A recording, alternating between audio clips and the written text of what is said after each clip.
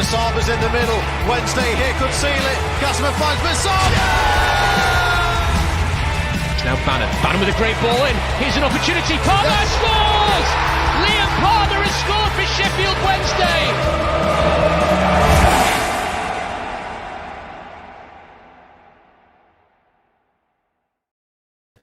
It's Sunday, the 1st of June. That means that the transfer window is officially open. But rather than getting excited about which winger we're signing or whether the new striker is going to be banging in 20 goals next season, instead, we're questioning whether the players will get paid, whether Danny will be leaving or not, and if Mr. Deshpon Chansiri will do the right and honourable thing and sell the football club. Welcome to the life of a Sheffield Wednesday fan, everyone. Hello and welcome to Wednesday Tie-Dye Podcast. I'm James Mappin. Alongside me for the third time in a week, I've seen him more than my wife in the past 7 days, is Mr. Matt Johnson. Matt, how's things, mate? You all right? Yeah, I'm not too bad, mate. I've definitely seen you more than my wife, because if I'm not here, I'm either on a golf course or in a gym. So I've definitely seen you more than her. Look, I didn't even have to say anything. How many under par were you this week? It went great this week, mate. It went great this week. But yeah, we'll move on from that. I'll come back on when I'm playing well. Yeah, Matt, transfer window's open. It's nice, isn't it? Yeah, great. Absolutely fantastic. I'm looking forward to see who everybody else in the league signs.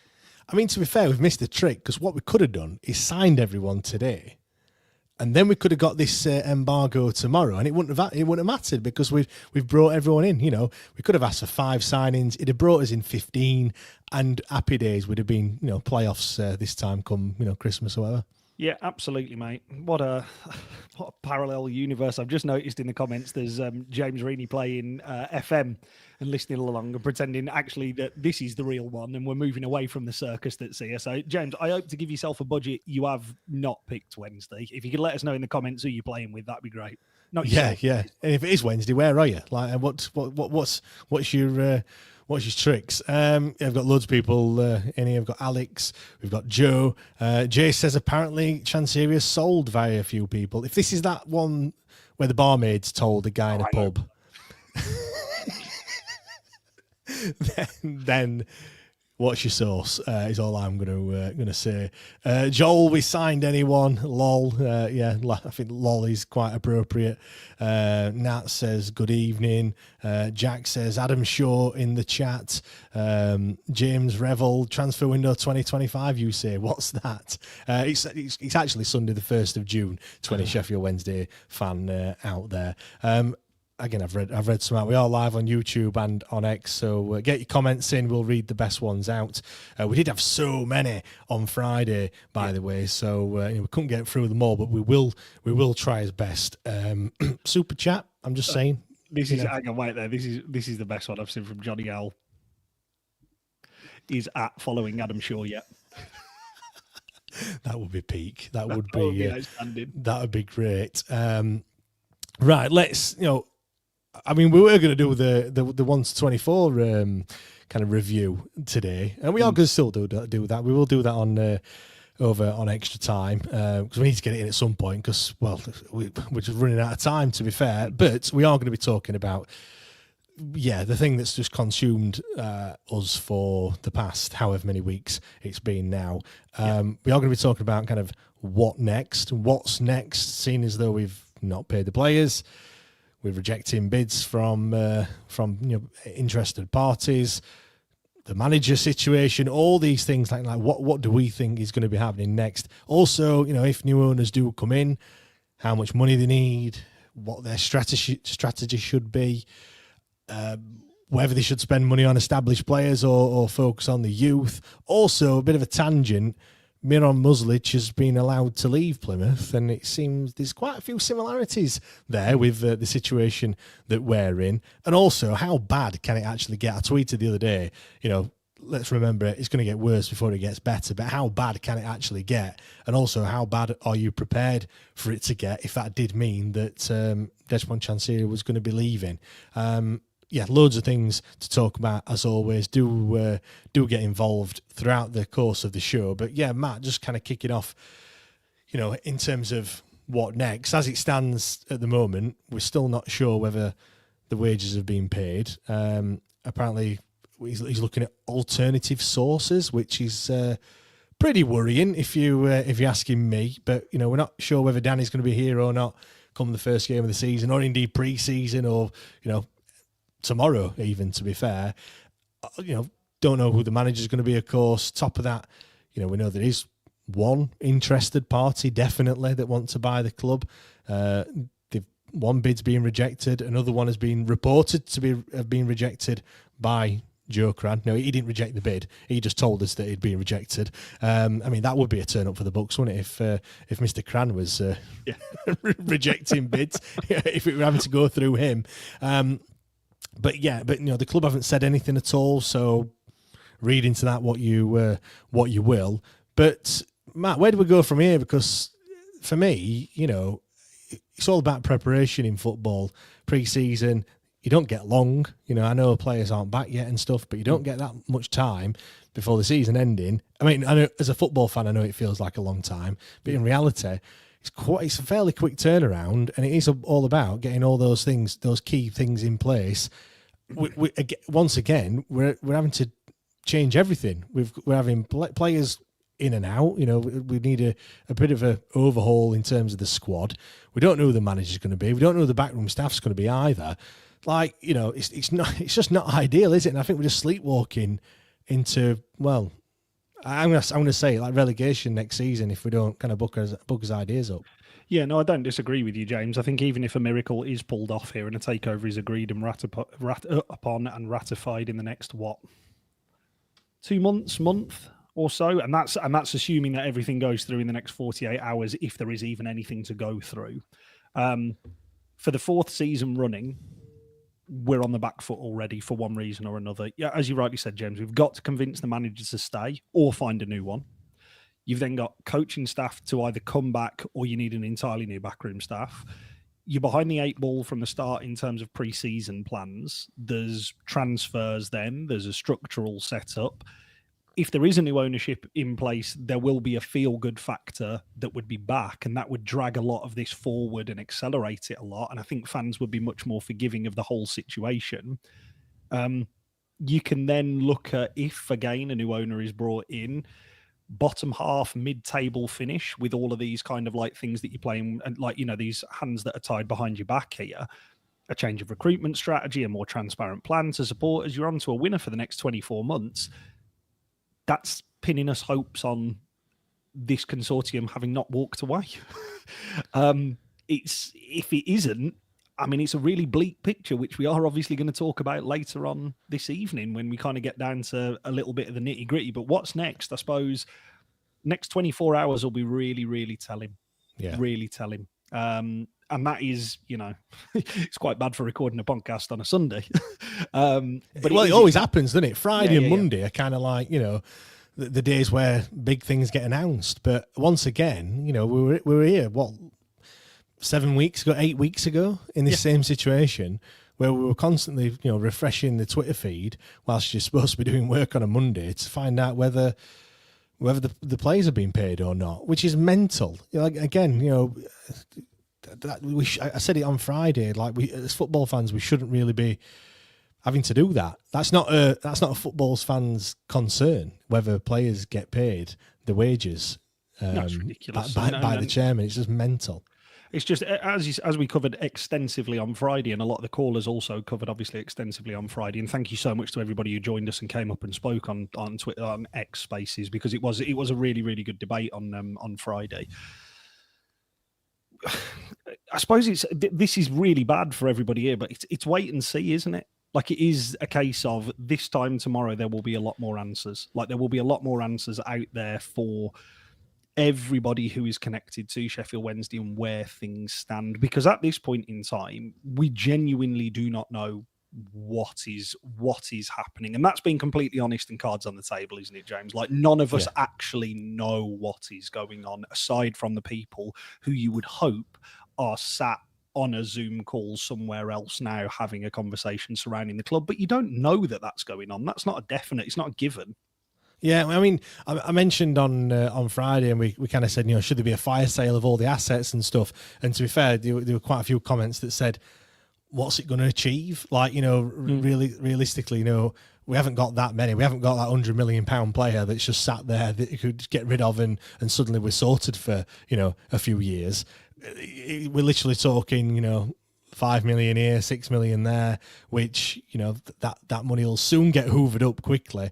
And especially when we don't know where, basically you're just kicking the can down the road. And I think it is a great point to make. Maybe what would it achieve? Would probably we'd just be in this situation in 3-4 months' time when we're still scrabbling around to pay wages, and then we haven't got as best players either, because that how many times have we been saying money that comes in from the sale of players, when or if that ever even happens, because it hasn't been happening for the last 10 years, but if it did happen, that money needs to be reinvested. But clearly, the fact that we can't pay wages, that money wouldn't be invested whatsoever, and we would just be kind of back to square one. So it was a great, it was a great point to make. That maybe I didn't really think of that, to be honest. Like there is no sustainable money coming in, is there? We don't know. The fact that he's having to use alternative sources, I mean, that just, like what are his alternative sources? Maybe the bidder that's put the bid in. Yeah, possibly. But I mean, the other thing is, James, just going back to that point, I'm just playing devil's advocate here, because I am firmly on the fence that if the owner is still in charge come pre-season and the start of the new season, and you've got, because this is a 2 transfer window, isn't it? It's like split over 2. Yeah. You've got to sell your assets. Otherwise, you definitely ain't making it through the next 12 months. Like there will be administrators at the door. There will be the football regulator. There will be the EFL. And then it becomes a season of proper insignificance. To even stand a chance of finishing outside the bottom 3, I am just firmly of the belief that there needs to be a fire sale of anything that is worth monetary value. Do I want to do that? Absolutely not. Of course I don't. I don't want that to happen in any way, shape or form. However, it would be really interesting to say, right, okay, let's get rid of Gassama. Let's get rid of Pierce Charles. Let's get rid of the manager. Let's lower his release fee and get rid of the manager.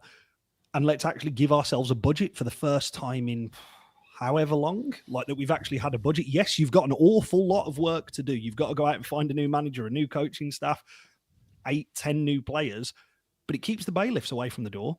And that is, I mean, that is how dire it is at the minute in terms of this football club. It is that dire. It's the difference. If it is still the same owner in charge, it is the difference between having a 4th bottom competitive squad or having a squad of players who don't want to be here and a manager who doesn't want to be here.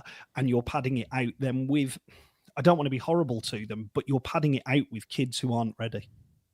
Yeah, you're right. I mean, I thought that was a great point that that Joe made the other day, in that if we do get this 3-window transfer embargo, and the 3 players that we've offered contracts to in Bannon, Famewo and Patterson, if they sign their new contracts, we can't sign anyone. I think it was, or we can sign one player or something like that, which is mental, because we'd have so many.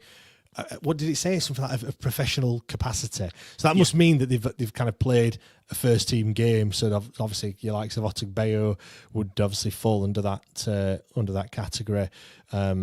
Which that is frightening. If this squad that we've got now is what we've been heading into to the next season with. I'm just going to bring up a few comments. Of course. I think a lot of people are going to resonate with this. To be honest, I'm numb to it all now. It's really sad that as well, that all these things keep coming out, and it's just not the first time that this has happened to any other club. Who was it now? Was it Bristol City? They were kicking off because they'd not signed anyone in January. We're like, welcome to our world. Yeah, and the difference, James, is the owner came out the minute the window's shut and explained the recruitment strategy in the summer and why they haven't signed anybody in January, and has been very open and transparent. Now, Bristol City fans don't like it. Bristol City fans have got a new training ground. 3 sides of that stadium's been developed, and a squad that finished 6th in the division. Shut up moaning. We are talking worlds apart here. Like, don't get me wrong, everybody's going to have a moan, and like 2 years down the line when we've been bought out by the Denver Broncos and we can't sign, I don't know, Ousmane Dembele to play for us in the Champions League, and everyone's going, oh, this is just not good enough, is it? Like, yeah, okay, I understand it, but it's so far removed from what we experience at Sheffield Wednesday that from all of that, of what's just been said there about like an ownership model where they come out, they're transparent, they're smart with money. Can you imagine? There'll be nobody moaning for 3 years about anything to do with the footballing side of things, aside from, that was a bit crap today, wasn't it? Yeah, that was a bit crap. Yeah, well, yeah, exactly. Old Money says we're fuck lads, League 2 in 2027. Rum Punch said, how bad can it get? We could be playing home games in Milton Keynes. Yeah, I get your point. Chris has said, we are the miracle specialists, remember, lads. Debbie said, heard from a very good source that Doris the Tea Lady's in goal. Doris the Tea Lady's getting some good exposure, isn't she, really? She's getting mentioned every single week on here. Gets mentioned more than Ike Ugbo, but that's for good reason. James has said he's selling his old phones on Mazuma. Yeah, get a couple. That's how bad it's got. And then Ben says talks are happening and a takeover will happen. Danny staying on also. Wait for the news this week. Ben, I'm waiting. I said this on Discord, and maybe I said it on Friday as well on here. How there's that many rumours that are flying around that we are that batshit crazy that any other football club would read them and go, "Nah, that's total bollocks." That. Whereas you read it and you go, "That's not happening," and then after about 5 minutes you think, do you know what? That could actually happen. That, but that's because it's that crazy. If you said to me that, I don't know, let's use Bristol City as that other example. Yeah. Bristol City chairman's son is on Instagram, and he follows someone on Instagram, and then that's that player that they sign the next day. You go, fuck off. That's normal. That is legitimately normal in the world of Sheffield Wednesday. Oh man! I just to go back to Ben's comment, because I do think it was a really interesting comment. I do think I'm in this nicely, Ben. I'm not as cast iron confident as you. I hope you've got some knowledge that nobody else does. ITK. Yeah, I hope you are genuinely, Ben. The reason, I suppose, why I think it's an interesting comment is because this week is going to be the telling. I genuinely do feel that, because we've missed that deadline. There has been an offer rejected in the space of 1 week. We are cutting it very fine now to the start of the season. And no matter how dog shit it's been, the owner has always, at the 11th hour, and we're talking 11:59 here in this case, somehow wangled his way out of it if he's not got an intention to sell. It does feel a little different this time. Yeah, I agree. Just by the way, it's popping off about Doris in the chat. Matt's asked, how do you know if she's any good? And then James has piped up and says she's never spilt the milk or dropped a mug, so bodes well. So Doris, class better than James Beadle then, apparently. We can say that now because he's back at Brighton. Who gives a shit? Yeah. I'm going to bring this one up from John. He says the silence from the club is ominous. The club don't have to say anything, John, because as kind of as pointed out by Joe, well, I know we've passed the end of the month now, but they've got until Monday to pay, and everything will be, well, I don't want to say all right, but in the eyes of the EFL, we've not really done a great deal wrong. And by all accounts, there is a bit of a grey area, that apparently they're trying to work on extending that deadline. I think it's all down to communication. I feel like if you're telling the EFL what you're doing, they're a bit more lenient, even if it is the 5th time that you've done it in a few years, they'll still kind of give you a bit of leeway. So until kind of something happens, they don't have to tell us anything. It's if the players hadn't, well, a player has obviously told someone that they haven't been paid. Had that not happened, we'd be none the wiser. So yeah, I don't expect anything from the club until they have to, really. Matt, let's just hypothetically say that new owners do come in. It will happen at some point. Yeah. If say it's happening now, let's just skip forward to that point. How much money do you think the new owners would actually need in terms of taking Sheffield Wednesday forward, really, as a football club? Because for me, there's a lot wrong at Sheffield Wednesday. There's a lot of things off the pitch that certainly need addressing, just to kind of get us up to standard. And especially if we want to get back to the promised land, if we want to get back to the Premier League, we are absolutely miles off it at the moment. But yeah, what's your take on all that? Because I know Simon's come out and I think he's kind of sparked this discussion a little bit earlier on today about financial fair play or profit and sustainability or whatever it's called now. I ain't got a clue. So I think again, I'm not wanting to dodge the question here, James. I think it depends on what your goal is and how long you're giving yourself for that, really, because there does seem to be. I suppose this is because this hasn't happened to us for a long, long while, and we're not exposed to it, and we're not used to it as much. People seem to think that you need this immediate, huge injection of cash to be successful. I'm just not of that opinion. I think if you're looking at the footballing side of things, I think the first thing is you lay the foundations for a sustainable and successful future. You retain the manager. If that bridge is completely burnt and you can't do anything with it, you get a new manager in that allows you to do so. You recruit well in that. I think it's a general rule of thumb. We quite like the style of football that Danny Röhl plays. I don't think going back to a more traditional manager, quote unquote, I think is the way forward. I think you've got to look at that and look to build there. Do you mean Mick McCarthy's not coming in? Or Sam Allardyce? I thought they would be first names on the list. That went well. I think off field, from day one, all you need to do is engage the fan base, be as open as you can be with your direction, the way in which that you wish to take the club forward and how you intend to do it. Even if you come out and say, look, we're not about to drop 13 million on a striker. We can't do that. We are, however, going to follow the example set by X, Y, and Z for our strategy. Prime example of this is Ipswich and Mark Ashton, their CEO. Yeah. You may not like what he has to say. You may be sat there as an Ipswich Town fan and go, I'm not sure I agree with this. You may not agree with it. You may not like it. You may absolutely love it, but you have something as a fan to go back to and say, I know the direction that my club is attempting to go in. We saw in the window Bristol City, we saw QPR, two clubs who are perennial mid-table clubs at this level, come out and do that post the transfer window to give fans an update. And they are lengthy reads. They're not something that's like short and fired out. It is something that is a substantial document that fans, if they are so inclined, can sit there and go through. Again, going back to that idea of an immediate cash injection, if you want that, we have that. If you desperately need the money, as we were just speaking about, sell your assets this summer. Jedi Kasama, last year of his contract, one of the more exciting wingers in the division for my money. But because he's in the last year of his contract and he's on peanuts, £4 million there. Somebody will buy him for that. Charles Pierce, sadly not Shay. Pierce, Charles, exactly the same. Chuck in some add-ons on both those players. There's 8 million profit on your first day of walking through the door. Yes, owners need money, but it all doesn't have to come from your own fucking pocket. But we have been conditioned to believe so because our chairman says, without me, you are dead. And it's just simply not the case.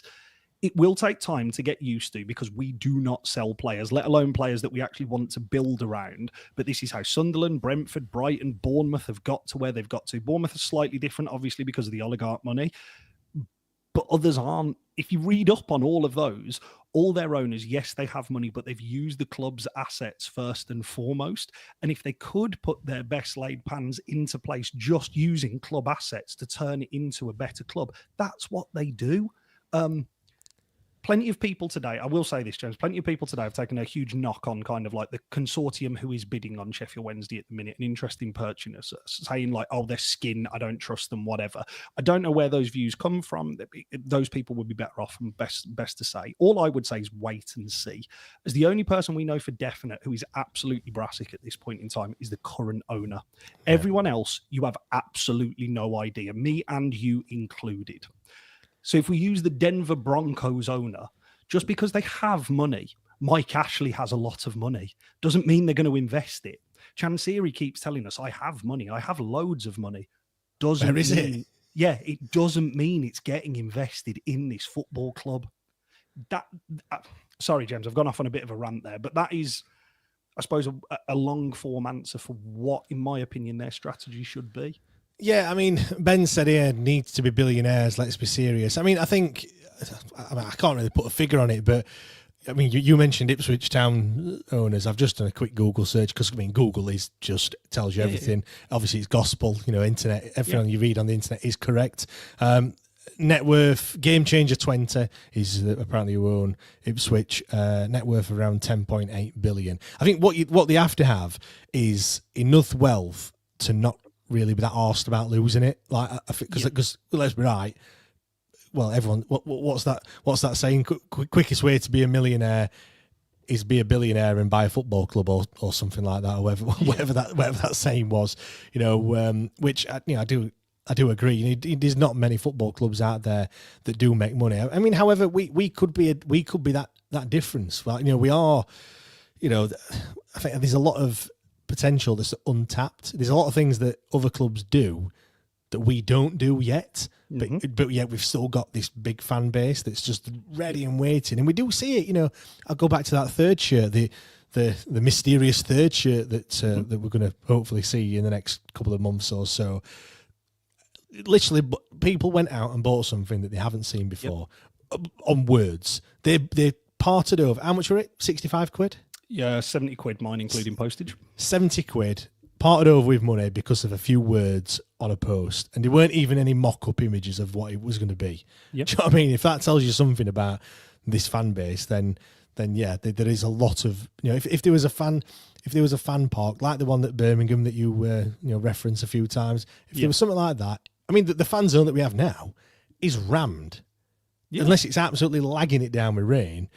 It's rammed every time I go past it. Every time I go in the north stand just after the Cop, you look over, even if I wanted to get in, I can't because it's packed. There is a lot of potential there for us to for the new owners to kind of tap into, and maybe we are going to be that one that's that I don't know, that might make a bit of money, and we can go higher as well. It's not like a Plymouth that, let's be right, their ceiling is kind of mid-table championship. 100%. Throwing no shade on them, but that is just where they are currently at this moment in time.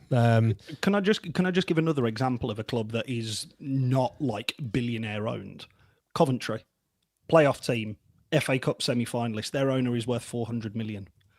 It can be done. It doesn't need to be somebody who's got this huge, extensive backlog and net worth. Like, it can be done it can be done for cheaper.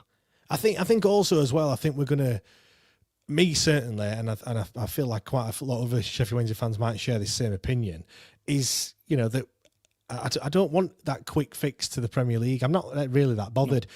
We hear it, the fact that they go up and they come straight back down. We've talked about this before, the Ipswichers and Leicester, Southampton, or those teams. I mean, Ipswich probably is more relevant just because they've not been in the Premier League for quite some time. I just want, I do want us to be sustainable. And I think the other thing as well is when new owners come in, please just share what the plan is, and don't just go on ChatGPT and just mock it up in about 3 minutes. Like, actually, fairly lengthy, detailed, and also, again, we don't want just lip service by saying Premier League in 5 years or whatever it may be. Just listen to what the fans actually want. Listen to what we want to see different to what's currently happening. Things like, I've heard people saying, cheaper season tickets. Yeah, I would like them to be cheaper, but let's be right, like, it's not just going to happen overnight, is it? They're not just suddenly going to slash 300 quid off the price of a season ticket. No. As much as we hate the price, it's probably because of all the other things why Chancery has to charge so much for the season tickets. And again, that's not going to be rectified within months, if you know what I mean. And so there's a lot of things that can be done just to try and help. I think you've kind of touched on the strategy, haven't you, already? In terms of what you think. But I think, like I said, there's lots of things off the pitch that I think we need sorting. The stadium, for one. Do you think we can do much with Hillsborough? Because I think it just needs a bit of modernisation, doesn't it, really? And do you know what I want to see? I want to see it going back to the capacity that it actually is. I think every year you see a different figure. It's going down. Soon there'll be 12,500 seats inside Hillsborough because that's the way it's heading, though, isn't it? Yeah. No, I agree with you, James. I don't think we do need a new stadium. I think it needs an awful lot of TLC. And it needs a lot of redevelopment, but I don't think we don't need a new stadium. We're not in the position where, most clubs build a new stadium to try and increase, I suppose, fans through the gate. I don't think we need that. Like, we have, as you rightly point out, James, we have got the capacity to hold, 40,000 if everything is working or near as makes no difference. Yeah. What club at this level needs more than that? Like, you simply don't. Like, it's not something that we are in desperate need of, but the ground is in need of real serious TLC because it has been neglected for far too long. I think the training ground is a must. Like, that's an absolute must off the pitch. But again, there are creative ways of doing that. If you get a lucrative sponsorship agreement in place and you sell training ground and naming rights to a company, they can foot some of that bill. Like, if Arsenal have done it, Brighton have done it. There are a number of clubs that have pinned a brand associated to the stadium and the training ground. That's the thing, innit? Like, why are we sat here talking about whether we're going to pay wages or not when there is things like, as much as I wouldn't want to see it, like, I want it to be, and again, it will always be called Hillsborough, whether it's called the Berry's Pork Sandwich Stadium, whatever it's going to be, Henderson's Relish Stadium. Like, it'll still be Hillsborough to everyone, and I get that. But same with the stands as well. We've got South Stand, North Stand, the Cop. Like, I mean, there was one point it was the Hallam FM Cop as well. A few years back. Like, why don't we do these sorts of things? Any money is just when you get to this situation where you're literally scrabbling around, going down the back of your sofa, as someone said earlier, selling your old mobile phones on Mazuma to try and get some money together. There's all these opportunities. The fact that, I mean, we haven't had a reputable sponsor on the shirt for years now. I can't think of the last one, James. The only thing I will give a bit of credit for, Owls in the Park, Hayes Travel. I've heard of them. Yeah. But again, Hayes Travel is not like you've heard. It's not Thompson, of them. Is it? No, you've heard of them, but it's not like this massively, like well-known company. My nan went to Bridlington once on a coach by Hayes Travel, I think. And there is a lot to be said by trying to keep sponsorship local for certain aspects of the club, and I get. But that. it is better though. I have actually heard of them. Let's give credit, a little bit of credit there. But we want to see more of that. Do you know what I mean? Yeah, I agree, James. And I think going as far back as the Sheffield Children's Hospital, when we had them on the front of shirts, I thought that was a fantastic thing that the club had done. Currently, however, if we can't attract a mediocre local or far eastern betting company to be on the back of a shirt, we just plaster the chairman's name on it and just go, be fine. Like, it's just so ridiculous that we just haven't looked at. Yeah, Alex has just pulled it up. I was literally just about to pull that one up. VW, but it weren't VW though. It was Gilders. Yeah. Let's but still, yeah, that was the last one that they actually recognised and were like, oh yeah, that's and when was that? 2012. Yes, promotion season, wasn't it? Yeah. So since then we've not. Since 13 years. Since Chantieri's coming, I mean, someone mentioned Host and Stay earlier, again, and I'd not heard of them until they come in. I mean, look, I know there's a lot of sponsors in the Premier League who, again, you've never heard of. I'm not a betting person, but other than kind of your big ones like your Sky Bet, your Bet365, and people like that, these other Chinese ones that you've never ever heard of at all, I get that, and they're a little bit dodgy as well. I think the whole kind of sponsorship, football sponsorship model is a bit odd. But again, I go back, like Chancery always comes out and says that they're not coming to us. I think there's an element of we've got to go out to them, and I'm sure the people that are working behind the scenes are doing the best efforts, but they're also juggling loads of plates because there's only a couple of them, trying to do everything, because we know that we're running very threadbare when it comes to staff. I mean, we're having to resort to AI images on recent posts, which kind of says it all, really. A question then for you, Matt, and everyone else in the chat as well. Would you rather the new owners, whoever they're going to be, would you rather them, when they come in, spend money on kind of established players, kind of I'd say, well, United have done that to a certain extent, maybe. Or would you go down the route of, the Sunderland approach, I guess, where you're putting all your money in kind of youth players that are going to be good for the future? Because I think for me, we've tried the established players. Maybe they were too established. Maybe they were kind of just over the hill when we brought them in. And you could argue we're in this situation where we see ourselves now because of those mistakes that we made.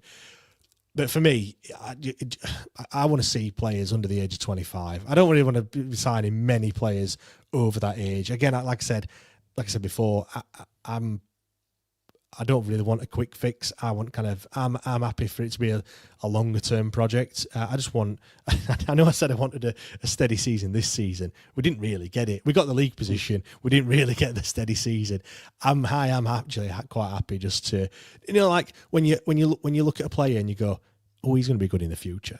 Like he's going to be really good. Like I want to be coming on here saying, like crying that we've sold, I don't know, Joe Bloggs for 20 million. Piers Charles or Shay Charles, his brother. Whoever it's going to be. Yeah, James, I think, honest answer, James, I think it goes back to, it depends on what your goals are, because I do agree with you in principle. I don't want to be seeing many players over the age of 25 coming in because, if nothing else, yesterday's Champions League final proved that it is a young man's game at the top. Like who's that Inter Milan, Acerbi or whatever? He looked... He has he announced his retirement? Because if he hasn't, I think he needs to. Him and DeMarco got run ragged, didn't they? But I think it's the other way that you generate big revenue coming into a club, and that exists at both Championship level and Premier League level. If you look at the higher, like those mid-tier Premier League sales, it's all youth-developed players being sold to another Premier League club to get around the profit and sustainability laws and rules, but it is still generating income and still allowing you to spend. I think I kind of sit on, I would quite like to have a blend because otherwise it's a knife edge and it can go wrong very, very quickly. Example, 60% of the squad should be under the age of, say, 25. So you got 15 players, 20% in that range of like 25 to 30. So 5 players and another 5 in the 30 plus bracket. The core of the squad is then highly viable and saleable assets tied to 3 to 4 year deals that are reviewed annually. But this is your cash cow, for example, your Jack Clarks of this world, Chris Rigg. I'm just pulling Sunderland examples because they've obviously been promoted. They've obviously just been recently promoted. Your 25 to 30 are on absolute maximum 3 year deals, still reviewed annually, and you have to be ruthless with these. If they have not performed for just even six months, 12 months of a season, and there's no real reason, and EK Ugbo, for argument's sake, sell. Gotta go. Doesn't matter if you take a loss, gotta go. There's got to be some money come back in for that player. And then your 30 plus max 2 years deals, and these are not necessarily for playing ability. They're looking at character, they're looking at mentality, they're looking at all the intangibles that are there. Barry Bannon, for argument's sake, I have no problem with us offering contracts to Barry Bannon until he physically can't walk on a pitch anymore. Shouldn't be playing 40 odd games a year, but I have no problem until we just keep offering him contracts because he instills the mentality, the character, and he knows, going back to that, they know the club, but that's it. What just on, you mentioned Barry Bannon there. Did you see the cryptic message from his wife earlier? What did you make to that? I don't begrudge him if he does leave at all, and we touched on this on Friday, James, and I think I'd mooted it as like, can you imagine if Bannon leaves? And then like today we saw that from his wife. He's given us 10 years of incredible service when others would have left and others would have walked. He went down with a sinking ship. Nicest will in the world. I don't want to see him go through that again. I'd be devastated, and I'm not saying I want him to leave, but I do think he has earned a 2-year payday where it's a lot more calm and he can just concentrate and enjoy his football. But what a shame that would be, though, as well. I mean, not for, obviously, yes, for him leaving, but I want to see Barry Bannon leave where it gets announced 2-3, well, at least before the last home game of the season, whether that's going to be. So you're prepared for it, things will be organised because it needs to be a massive send off. The game will be, it doesn't really matter. Do you know what I mean? And it can just be about him and the amount of games that he's played for us and stuff like that. If he was to not sign this contract, he's now out of contract, by the way. Yeah. It's the 1st of June. He hasn't, well, to our knowledge, he hasn't signed it. He is now out of contract. I don't know if that's ever happened in his time at Sheffield Wednesday before or not, but it's certainly happened now. Until he signs on that dotted line. Yeah, if he doesn't and he decides to go somewhere else, and just for us as fans and just for him as a person to not get that send off. And everyone not, normally I'm not quite like this with it, most of the time. Like, it's just a job, but Barry Bannon's given us some. Well, the loyalty, that word that never gets used in football. I know us fans want that to be used a lot more, but it never does. But he's given us all that, and for him just to walk away. I mean, I know I said it, quite a few episodes ago by saying that actually, this probably would be a good time for him to actually leave because. Like you said there, like it could get quite nasty next season. Already people we know who the problem is. We know that the guy at the top is the big issue, but people are popping off at everyone. Marvin Johnson's had it. At the back end of last season. Danny Rill's been getting it. Ever since. Certainly since the end of the season, but since January he's been getting it. Some could say rightly so. But there's a common denominator here, and it's the man at the top. And I just don't want us to be languishing down near the bottom of the league. Barry Bannon not having a great time, trying too hard like he always does, and we're really appreciative of it. And him starting getting pelters, legs have gone, and all that. I don't want to see that. So based on that, sometimes there's more to football than just. Playing for Sheffield Wednesday, do you know what I mean? No, I agree, James. I agree. I don't think you can continue to flog him. Like, nicest will in the world, I think Shea Charles has covered a lot for his deficiencies this year, and that's not saying that Baz hasn't had a good season because he's been arguably our second or third best player. I think it goes Charles, Windass, then Bannon for me. He's been outstanding yet again. And we were kind of talking about, he's having a bit of an Indian summer here. He doesn't look like he's slowing down. But if you go back to performances at the back end of last season, more misplaced passes than ever before, having to be brought off in games because he physically has got nothing left, picking up more little knocks and injuries. I suppose we won't ever know about that kind of mysterious injury that led to the Stuart Armstrong signing until his career's done and he does a podcast, for argument's sake, where he discloses it.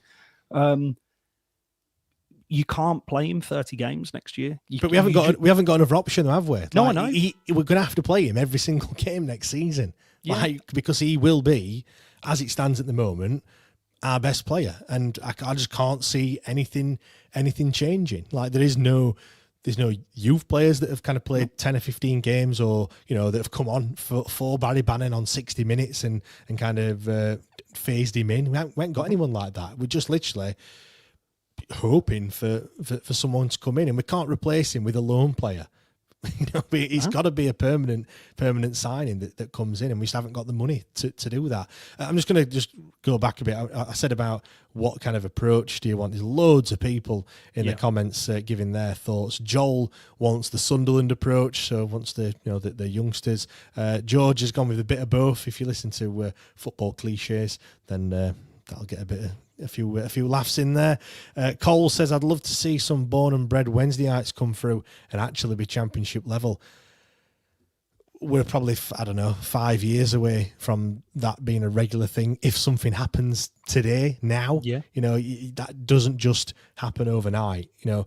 The thing with the youth players, which is totally out of our control, is that other clubs can just come in and take them away. Yes, you get a bit of compensation based on how long they've been at the club and things like that. But ultimately, until they get to, is it 18, when they can sign a professional contract, Keelan Cadamartre, who's 15, banging him in, Man City could literally come in tomorrow and we can't do anything about it, and he'll just go there. So, but then I think that always comes down to the pathway into the first team. Correct. There isn't one. Correct. So why would you stay? Players, you can't blame those players, can you, James? No, you can't. Like if Man City say, to be fair, Man City won't give you that pathway into the first team unless you are exceptional. But what they will do is let you go to someone else. Do you know what I mean? They'll let you go, or they'll sell you for a nominal fee, and then you're in shop window. Just look at Pierce Charles, for example. Or look at Deshaun Bernard coming from Man United Academy. Like you don't fall too far when you're at the top. If you're at an academy at a top 6 club, you'll drop into League One at the very worst. So you're at least getting yourself some sort of professional deal. Let's see. Craig says spend money on the infrastructure, then take the Sunderland model. James says mixture of youth and experience. Nat samey. I'd like a mixture. Just going back on the sponsorship one, Owlsman says Chupa Chups are probably the biggest sponsor that we have had. Yeah. And the heaviest logo as well. Just to go back on that, it was so fucking heavy. Do you remember it coming out of the wash and you could wring it out? Do you know what was annoying? I mean, I don't know about you, how you fold your clothes and stuff, but you couldn't fold it in half. You had to fold it like people do in the shops where they have they fold the ends in and like it's a bit of a square. I don't do that. Like you fold it out. If you did fold it, you then had like a crease down the middle and a crease across the front as well. Nightmare. I think you are right, James. It is an absolute nightmare. But somebody who once had a summer job in Zara, I'll have you know, I was busy folding, mate. Busy folding. Hey, at Republic at Meadowhall, it was where I cut my cloth. So that's where I tread the boards. Come at me with your G-Star jeans, mate. You know that's. Jesus Christ, that's one for extra time. Things that should never come back in fashion. Hands up if you had the jeans with the 96 embroidered on the leg. Yeah, I had them. But I got them for free because I worked there, so I'm exempt. I feel. I had them and those. Do you remember them cardigans that I used to open? Like everybody wore like a 3-4 button cardigan. Jesus Christ, mate! Do you know what? I look through some of the old photos when I was like 18, and you're thinking decathlon pumps. Yeah. With the safety clips on bottom of your jeans, so they're really tight. Like what? Honestly, what are we thinking? Anyway, let's turn it back to some depressing things. Just going off that Sunderland approach, with the people who are in the chat who were saying that, I do agree, and this isn't just because they've got promoted. This is because this has been a successful model for a long time now. If you actually look at it, also, I think one thing that I would like to just add on to that kind of like strategy we were outlining earlier, James. No player purchase should be more than say £3, £4, £5 million tops at the early stages, because then you have to have that squad turnover. You have to sell players. You have to become attractive for players to come better themselves and move on. Same as coaches. You can't get attached to them. Like you've got to see it as this is an 18-month, 2-year window unless something really good happens, and then they've got to go. I think it's also worth pointing out it's not a fail-safe method, because everyone would be doing it and everyone would be in Premier League. Do you know what I mean? Like it doesn't always work. You know, Sunderland have got there. They had to do it via the playoffs. You know, they had a terrible, going into the playoffs, they were on awful form. Yeah. So it's not just like, do it the Sunderland way and you will be promoted in the next X amount of years. Like it does take time, but I feel like us as a club, and Chancery's took us that low and beaten us that down that much as a fan base, that we are willing. Because I think if he said it, 5 years ago, 6 years ago, I don't think many fans would have took to that sort of approach. Whereas now I feel like we're like, yes. But as someone pointed out, I think it was on the Discord chat, everyone's trying to do that now, and we haven't missed the boat, but you're now competing with everyone else to sign these players. Yeah. Brighton started it and they were probably that successful because they were the only ones doing it. Maybe I'm, giving them a bit too much credit. As well. Brentford have consistently done that. I mean, this is what their 13th, 14th year of adopting this kind of new philosophy, and it's got them to where they have, which is a world away from when they started in League One. But you know what? Every time they got rid of, Ollie Watkins got sold, but they already had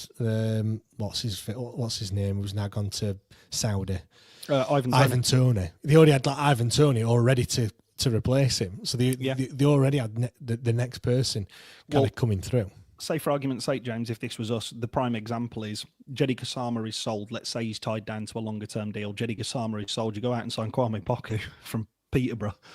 Exactly the same thing on a free deal. You know he can play at the level. You know he's going to be talented. Mason Clark or Ephraim Mason Clark. Coventry signed him. Coventry signed him 5 million quids. It wasn't like a ridiculous fee. Loaned him back to Peterborough, and then have been getting the best out of him this year.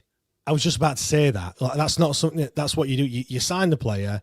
You know he's not going to play. So just keep them where they are. But he's your player. Like, they can go out to stay another season where they're quite happy at playing, but you know that then you've got that season of transition where you can get rid of that player that you've currently got, and there's no real risk because you already know they've got the other player that's going to step in and fill their boots. But again, we're talking about plans here.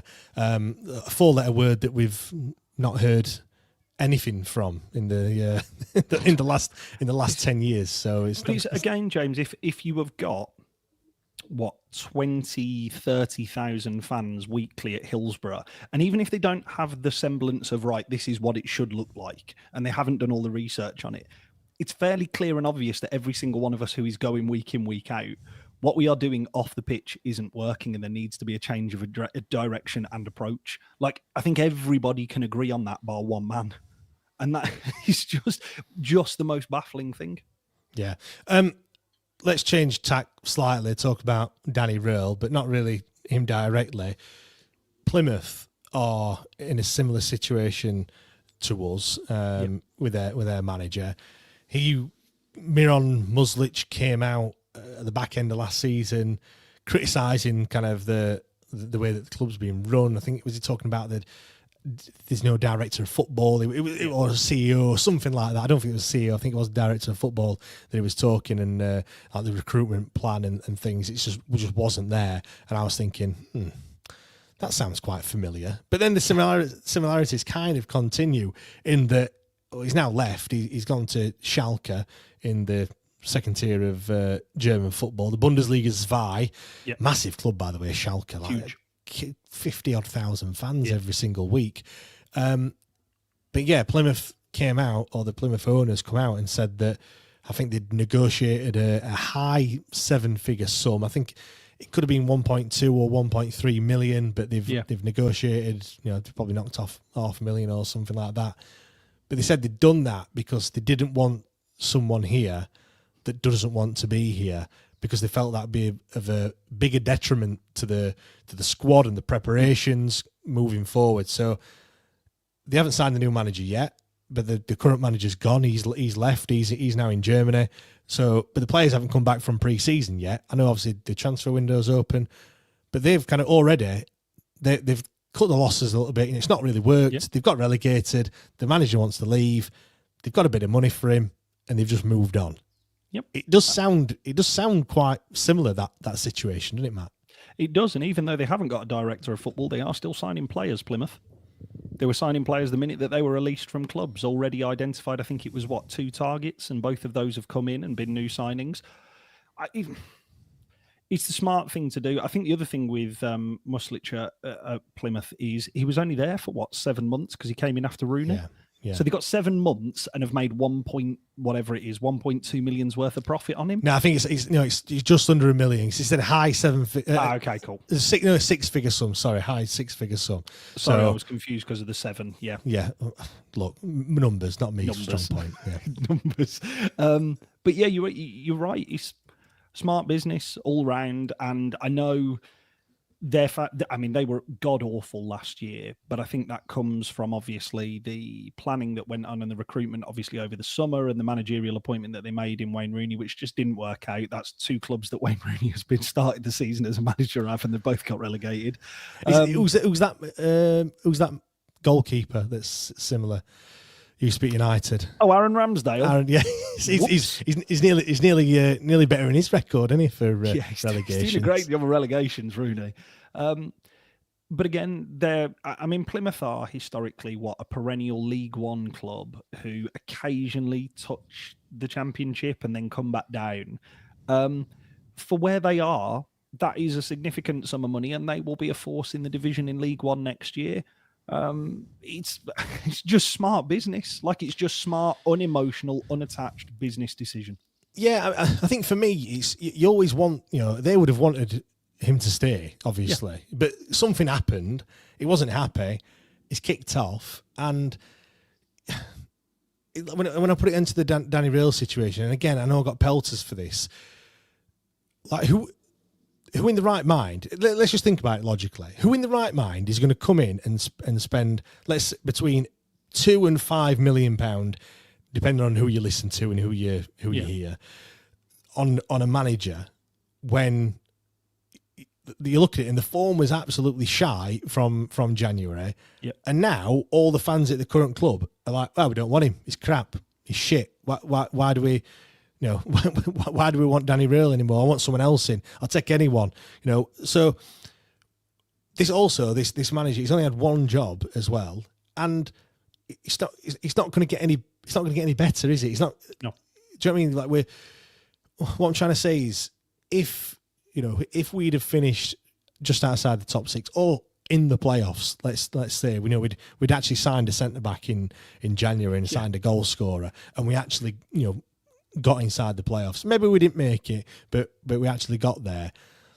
Then in this summer, that's when someone might go in and go, do you know what? That bloke's took that club from relegation one season and he's got them into the playoffs. Actually, I'm going to spend that £3, £4, £5 million or whatever, because I want that manager to be my manager next season. Yeah. You're not going to come in and spend that money where all the communication's broken down. He doesn't want to be there. Like, it's not going to happen. You're just going to wait until the inevitable happens and he gets sacked, because that's what would happen at any normal club, or a mutual termination, because the club want to move on, and and you can kind of learn from the mistakes that's happened.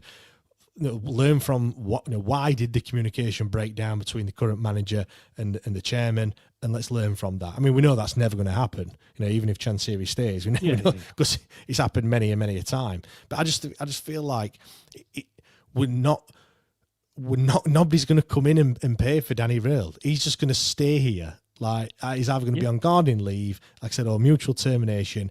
I think we just need to forget getting any sort of money for him. But I think it just shows how desperate Chansiri is. Maybe he thought that it was going to happen, and then maybe the wages weren't going to be an issue. I don't know. I think from both sides of things, James, I think probably the chairman thought it was going to happen because the manager has, again, we haven't heard directly and it's inference, but we have heard that the manager has made his intentions very clear to the club on where he sees his future. He's then in some of those interviews talked about the club in sort of like a past tense. I enjoyed my time in Sheffield and stuff like this. But again, going back to it, as you say, like I the other thing I would be doing if I were Danny Röhl is sacking my agent. Oh my God, he's been horrendously advised. Like, if you're his agent, the only thing you need to do is say, just keep your mouth shut. Like, you can make a couple of public appearances, blah, blah, blah. Keep your mouth shut and enjoy your summer with your family. Just shut up. Just shut up and let me drive the interest for you. What his agent has done is, take yourself about a bit. I'll book this interview. Don't worry about it. I'll book this magazine thing. I would be sacking my agent, because an agent's job is to advise your manager and advise your client in this case. And he's been advised appallingly right from the beginning. If you're a player, and there are plenty of ex-player interviews where they talk about, they go out into training and start whacking balls about and saying, I will never play for this club again, release me or put me with the kids. I'm happy to collect my wage. You can do that. Managers are a bit different. Like, you can't just go. Well, I mean, we are seeing another one, aren't we, in Cifuentes? We are seeing another one in Cifuentes at QPR. QPR have just gone, cool, you can stay there on gardening leave. Someone comes in for you. If not, guess what? We've got a decision to make 3 months down the line, but we'll have a replacement lined up for you. Again, yeah.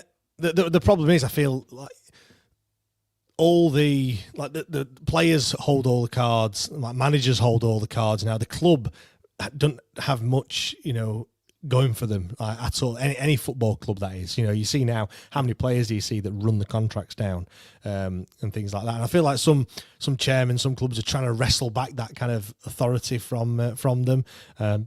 But they still hold all the cards. Go on. Yeah, I agree, James. I've just asked this question here because I've been very clear with my stance on this in terms of Duncan's asked, would you want Danny to stay if we changed owners? For what it's worth, Duncan has said he would. I agree with Duncan. What about yourself? Yeah. How many times have I said it this season where I feel like he's the right manager at the wrong time, in that we haven't got the squad to actually do what he wants us to do effectively. Back end of his first season, when we picked up all those points, I feel like we played a system that suited the players that we've got, a little bit more direct. You had Will Vaulks battling in midfield and things, and it was going back to front a little bit quicker than what we saw before. This season, we've just played Danny Real football, how many times again this season? Great between both boxes. Yeah.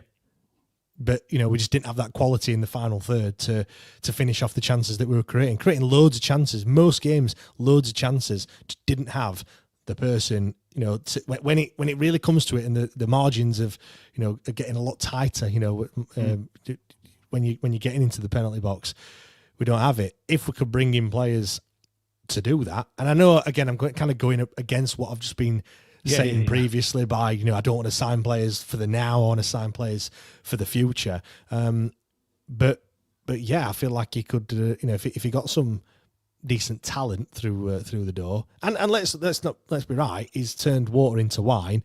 He's made a footballer out of Akin Famewo who didn't look great beforehand. No. Getting a tune out of Paul Valentin. To be fair, getting a tune out of all the players who, Cisco Munoz weren't getting much out of him. Nope. So if he can do that with those, someone that has got a bit of promise, maybe he could do something there. So yeah, long answer, but yeah, I would take him.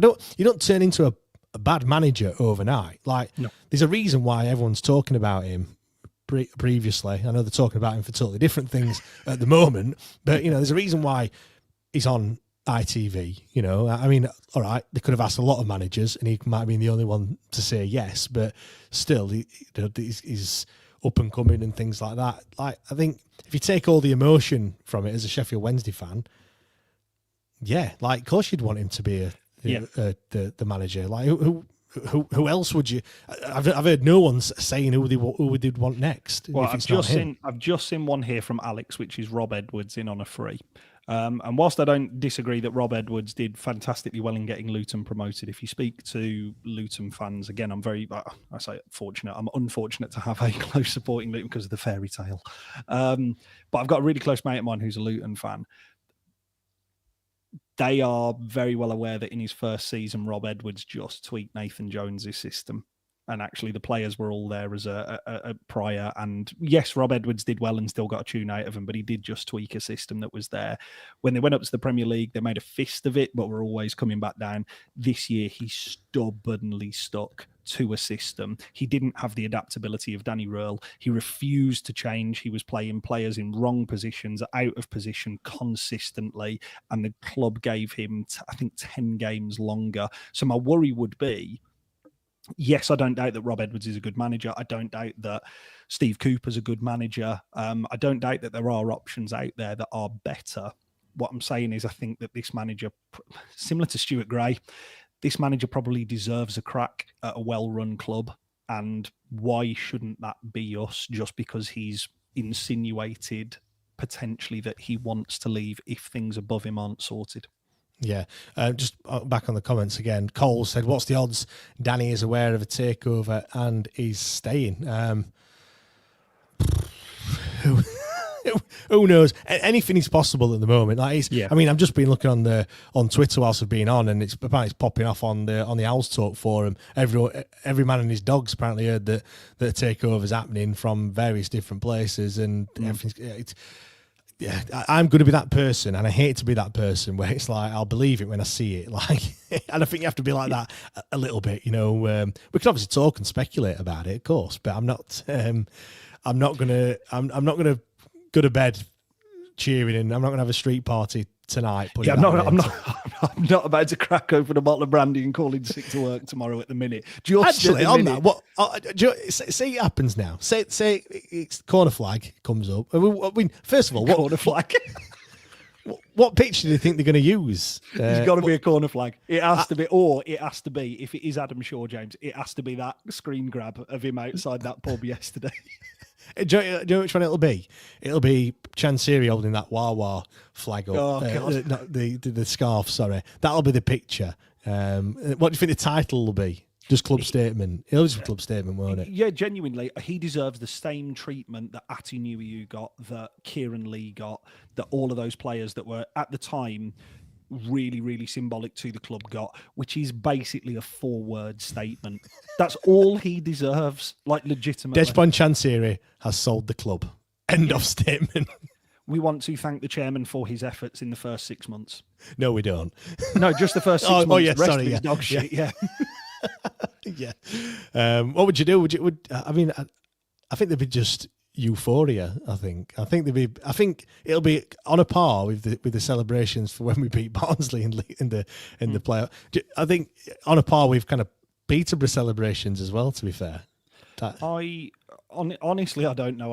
I've made the joke about when he does sell, I am ringing in sick next day. I'm getting absolutely hammered.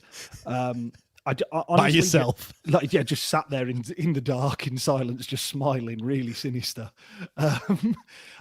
Genuine answer is, honestly, I don't know. I would be until, and this sounds horrible, because I have such a deep distrust of our chairman, until it is absolutely nailed, signed on the dotted line. I think I would take the approach of Reading fans, because I saw a lot of the Reading fans when it initially got announced and they were like, I'm not believing it until it's done. And then when it was formally ratified, I think it was like 4 weeks later or something like that, then there was this cue mass celebrations. Yeah. I think until those seats on the north change, until my seat turns blue, because I actually do sit on a white seat, believe it or not. So until my seat turns blue, then that's when I'll believe it. Actually, Craig's made a fantastic point here. I do know what I'd be doing, James. I'd be sat on here talking about it on an emergency pod. Yeah, it won't be on a Sunday night, or it won't be on a Wednesday evening either, will it? No. It's guaranteed. It'll be one of the other 5 days that it'll Thursday happen. night, guaranteed. Probably, yeah. Moving on. How bad can it actually get? I know we've been talking about kind of new owners and stuff like that, but let's get back into the here and the now. Because as it stands, Desmond Chansiri is still the owner. We haven't paid the wages. As I've been mentioning before, Danny Röhl is still the manager, whether he wants to be or whether he doesn't. We haven't got any coaching staff. It's Sunday the 1st of June. They're all out of contract. Allegedly, unless something else has happened over this weekend. But yeah, how bad can it get? Because I said the other day, it's going to get worse before it gets better. But I bet there's a lot of people thinking, how much worse can it actually get? How bad can it get? If he doesn't sell or start the process before this Christmas, then I fear we could be in a situation where we're rock bottom of the league with no hope of staying up, very similar to what Rotherham were, obviously not this season, just gone, but the season before, where it was February and they all knew they were down. Birmingham, again, same situation. Genuinely, how bad could it get? I fear it could go the way of Bury and Bolton. Do you remember when they were on Sky and they had that countdown ticker? And they were counting down until the club went out of business. And it was like public viewing and entertainment for everybody. That's how bad it could get. League Two is the honest answer of where I would see it. Yeah, I suppose it's points deductions, isn't it, really? We're all talking about next season being like, oh, no, we're not gonna survive just based on the actual football. But, I think, if we paid the players 2 months ago, he got the money eventually. If he doesn't get the money now, yes, it's the embargo, but then you do start to then accruing points deductions and stuff like that. If you get slapped with points deductions, then you've absolutely no chance, have you really? And you're right, that would write off next season straight away. Again, we don't think we're going to survive based on what we've got currently. Let alone if you've got a 6-point deduction or a 12-point deduction or whatever to try and overturn as well. And we could be looking at League One, League Two. I just does that make it harder for someone to come in and try and buy us if we are in League One and League Two? And I mean, I can't see it getting to that stage. Realistically, I don't think it will. I think the club will probably get taken off him before that happens. If you're consistently not paying wages and stuff like that, surely someone has to step in and actually think, well, this is not really working.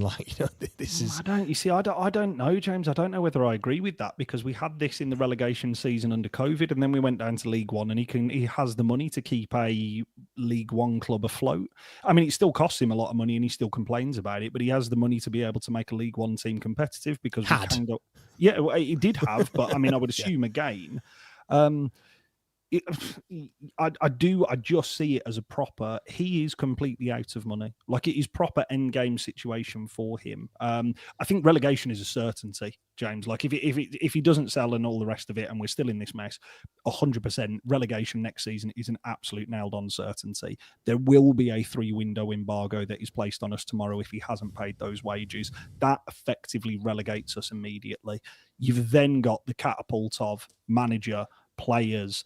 Matt, stop being so negative. Oh no, but well, James, this is the other thing. Is I was going to come on to this. You know, when people talk about it was worse in the 70s and 80s, from my perspective, and it is perspective that I'm talking about here. This is, for my generation and younger generations fans, the worst owner we have ever had. He is on par, if not worse, with Dave Allen.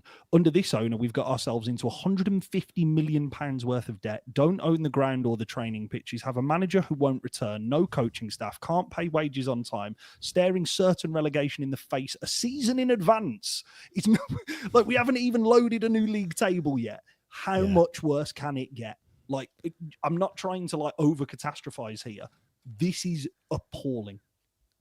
Yeah, you're right. Like that, when you spell it out like that, and people were still saying, well, he didn't pay the wages last time because it was a new tax year and he's trying to save money here, there, and everywhere. Like, you still had people actually defending his actions, and he's still putting money into the club. Well, he's not putting money into the club anymore, is he? Actually, to be fair, he did say that. He did actually say, his words were, "I'm not putting any more money into the club." So I suppose he's true to his word, isn't he? He's not doing that, which means not paying him. But you're right. Like, it does annoy me when people compare to other times and stuff. Like, it's of no relevance whatsoever. Like, it's the here and now.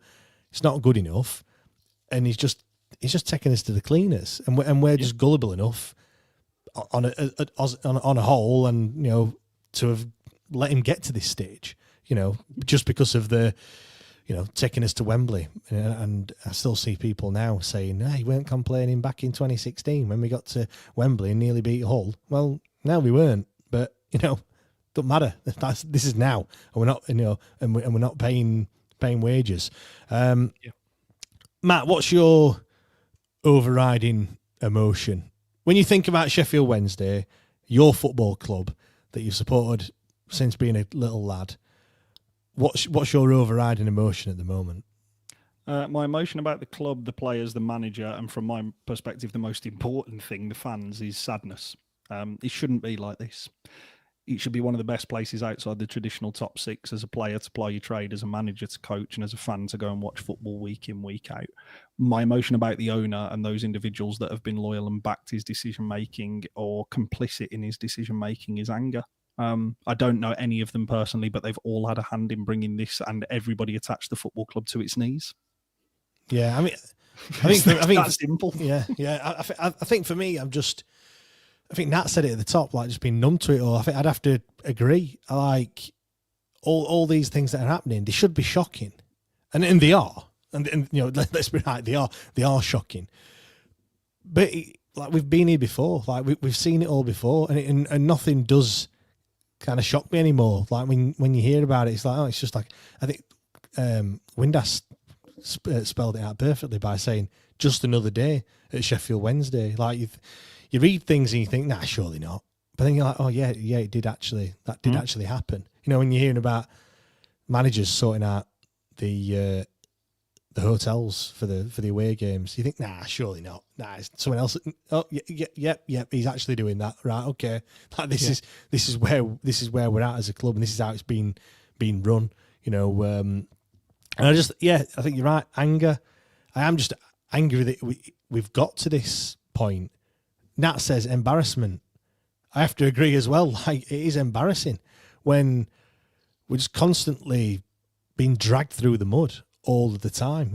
On the Price of Football podcast every bleeding week. Yeah, Kieran Maguire should have a season ticket, really. Like, he wrote a book on him, didn't he? Yeah, He actually wrote a book. I mean, not explicitly on Chancery, but I think it gave him the blueprint of was it How Not to Run a Football Club? I think it's called. I think he actually sent him one. actually personally sent Chanceria. I think it was how to run a football club, I think, or whatever it was. I don't think that went down very well. Douglas has said deflating. Yeah, I agree. Yeah. Like, we finished 12th last season in the Championship. You know, there's 3 clubs last season that would have loved to have finished 12th. You know, Plymouth, Cardiff, Luton. If you'd offered them 12 right now, they'd have snapped your hands off for it. And I think we started the season and we all said, I had us down as 10th. We're going to talk about our amazing predictions that we had in extra time. But I said 10th would be good. So 12th from predicting 10th, I should be happy. Like we should be going to this season thinking, yeah, we can build on that. We can finally be an established Championship club. I say finally, you know, certainly in recent years, establish yourself. We survived the season before, mid-table, right? We can build on this. And instead, absolute crisis meeting, thinking we're going to get relegated. Someone were commenting on X like, oh, negativity once again. Don't even know what happened. As it stands, we've got the same chairman, we've got the same manager, relatively, same players. Why we're suddenly going to get relegated? Well, because they were shit. No, they weren't shit, but they weren't good enough last season, the squad. And that was with, we got to where we were with the manager that actually kind of cared. The point where he stopped caring, we fell off a cliff. So, I think we're going to. I think we're well within his rights to think it's going to be pretty bad next season. I agree, James. I think it is important to kind of go back and, if we think back to that really painful day in March, where they absolutely battered us 1-0, Sheffield United, and like Chris Wilder went off on that massive rant of like that 27-minute rant. And there were so many Wednesdayites who came out after and were going, do you know what? I'll make him bang right. He talks a lot of shit, but he's got this spot on and all the rest of it. It is now looking back across to the other side of the city is kind of like looking across at the start of Chris Wilder's villain arc, if that makes sense. Like they're rotting in League One, they're going nowhere. They've got owners who don't invest and all the rest of it. I suppose the only comforting thing on that perspective is like it's taken them 15 years to wrestle back control, and that no matter how bad it is here, again, please clip this. I'm sure it will get clipped somewhere. If you put the infrastructure that is at that club, at this football club, and you have a manager and playing staff who are as invested as they are, it's 2-3 years. It's not like, I know it seems a really desperate situation, and it is a desperate situation at Sheffield Wednesday, but the size of this club and the pulling power that this club does have when things are good, I really hope, James, that I am sat here in a year's time having a discussion with you about how we finished 12th again, but my God, does it feel different to last year? My God, we're really, like it's the Sunday night when the transfer window opens and we're talking about 3 players who've already come through the door, like 2 out of contracts, and we've signed somebody on that day, or we've got redevelopment going on at the training ground, or we've got, like differences being made to Hillsborough or whatever. It's just so desperate at this point in time. It just really, really is. But, and I do think it is, again, important to kind of stress, everybody has been complicit in letting it get to this point, because we had the warning in 2020. We had the warning, and we didn't do enough about it. I think you're right, though. It can be turned around. Like, I don't. It obviously involves money. Like, it's something that Defiance Chancery hasn't got, clearly, because he can't afford to pay wages. Yes, it will require money, but I do think Sheffield Wednesday is a football club. It is almost a little bit like a clean slate in the. I mean, other than those that have got your 10-year season ticket, we can't do much about them people. that money's gone. Chris, that money's gone forever. No, well, fair play. You know what I mean? Like 100%, the absolute bargain of the century. That one. Yeah. But what I mean is, that quite quickly we're putting some of the building blocks in place, putting the foundations in place. It could quite quickly turn around, and I think that we were very receptive to Danny Real coming in after Cisco Munoz.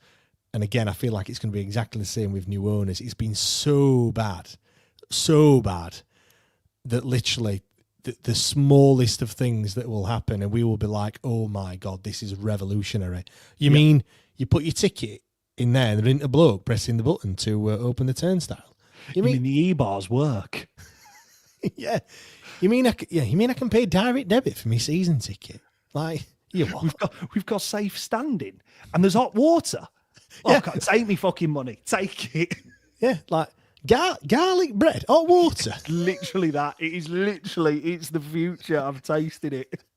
It is, isn't it? Honestly, we'll be.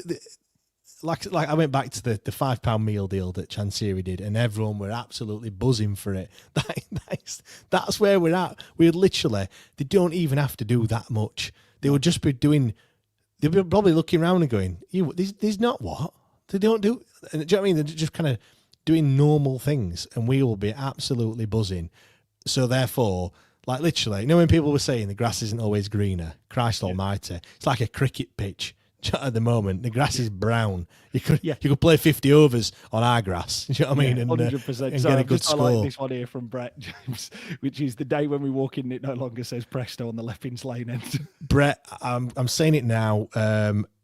If we stay at Hillsborough, I'll never see a day where it doesn't say Presto on there, unless it falls down. Unless it actually physically falls down, it will always say Presto on there. Do you know what I'm going to do? I'm going to make a company called Presto, and it's free advertising, isn't it? Yeah, free advertising. I'm just going to get up there and put a .com on the end of it. Do you know what I mean? And then we're well away. That's just perfect. to go back to this comment here, because it has just made me think, James. This one from Cole here, where I've said that it will get worse before it gets better, but can it actually get worse before it gets better? We've just had 2-3 minutes of positivity about how much that this could open and doors could open if an ownership comes through. Going back to the point we made right at the top, James, that's why this week, 2 weeks, is so important. Yeah. Because it could become really, really positive over the next fortnight, 3 weeks, a month. Or strap in. Yeah. Because it is going to get a lot worse.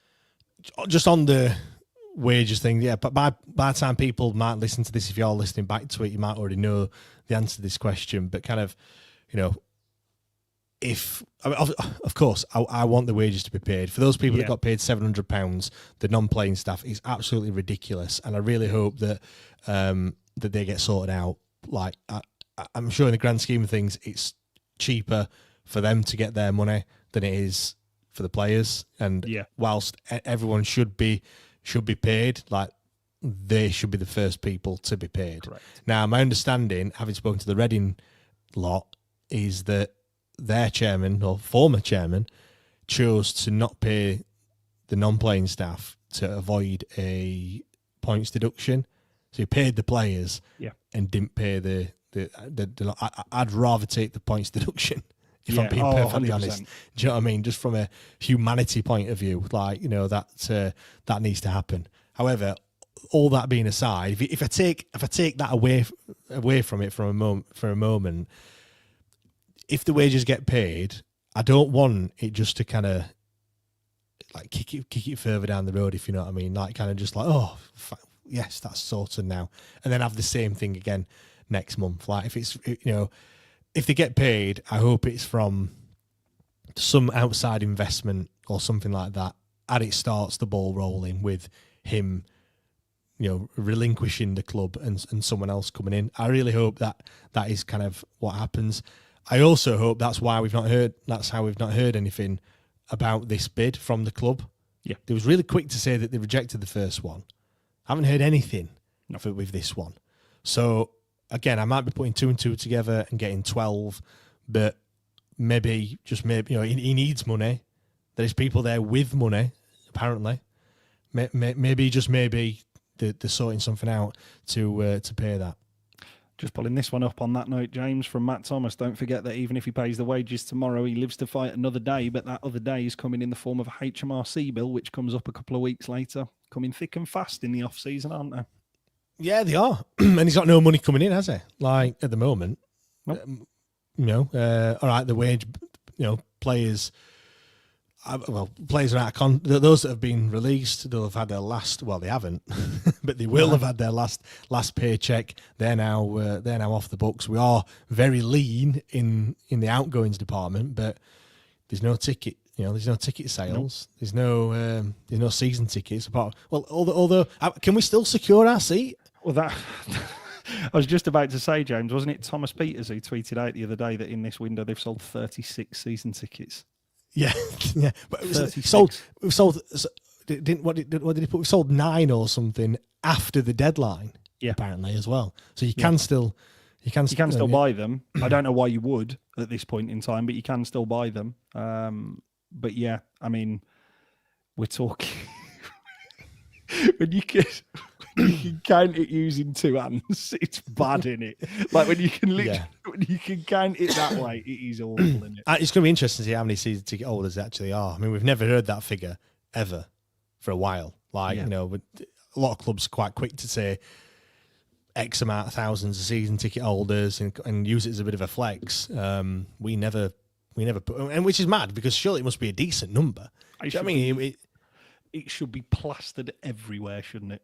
It might not be this season, but it would have been in previous seasons. That season, the first season in the Championship, having come out of League One in the way that we did, like literally, you could have sold. You could have sold me 2 season tickets. Do you know what I mean? Yeah. I'd have considered it. I'd have considered in that buying another one. In that 2-week window, when Moore was still manager and the birds were still chirping. I've got one on the Cop. I've got one on the South Stand. I've got one on the North. I can take my pick where I want to sit this week. Yeah. Oh man, funny.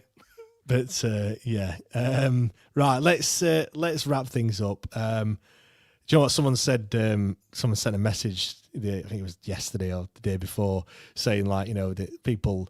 They love watching because we make them laugh and stuff. Like, genuinely, that's not really our intentions. But I said to you, Matt, we have to laugh because if not, we'll cry. And I hope people have had some light entertainment this Sunday evening or whatever day it is that you're listening to us. I mean it. Like, I really enjoy doing the podcast. I wouldn't do it. I wouldn't do it if I didn't enjoy it, of course. But I would like to talk about some normal things, Wouldn't it? Yeah, legitimately, wouldn't it be wonderful if me and you could sit here over the next month and with all of the fantastic people who are in the comments and all of the fantastic listeners who we have and the community that we've got on Discord and just talk about positivity, because nicest will in the world, it has been 6 months of really, really horrible. I mean, like, you're just talking about like paying staff and choosing who you pay. Like, this should not be a discussion for a football podcast. It really shouldn't. Yeah. Just before we finish, Scott's just said, I'm no one to tell anyone how to spend the money, but who the fuck is buying a season ticket at the prices they're currently at? Well, there's one person, the guy who's sitting next to me, he travelled from Manchester, for the games.